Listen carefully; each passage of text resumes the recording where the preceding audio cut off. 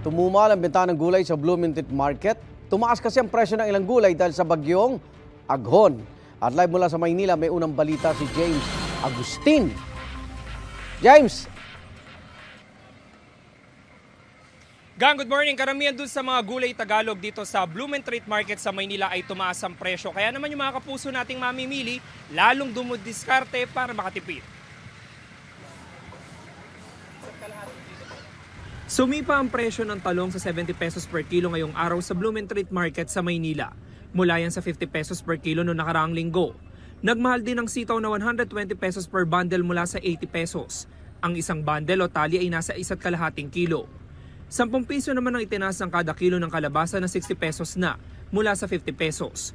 Tumaas din ang presyo ng pechay Tagalog at ang palaya na 120 pesos per kilo mula sa 100 pesos. Dahil tumaas ang presyo, medyo tumumal daw ang bentahan, sabi ng ilan nagtitinda. Baka dahil din sa bagyo kasi. Usually ganun naman pagka umuulan ganun. O kaya parang kulang na lang talaga sa supply. Saan niyo po ba kinukuha? Divisoria, iba-iba kasing lugar galing din yan. Si Aling Rose pinagkasya na lang ang kanyang budget para lang may mailuto siyang gulay. Tipid lang kasi mahal Dati 1 kilo bili ko, ngayon kalahati na lang. Patok din sa mga mamimili ang mga gulay na nakagayat na.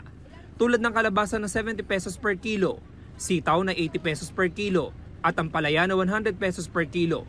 Mayroon ding pang pakbet na iba't ibang klase ng gulay na 50 pesos per kilo. Ang iba ito ang binibili. Tulad ni Maria Elena na may karinderya sa Quiapo. Ganun talaga, wala tayong magagawa tataas. Tataasan din namin ng presyo pag nagtinda kami. Hindi naman pwede walang gulay no? Oo, kailangan may gulay talaga.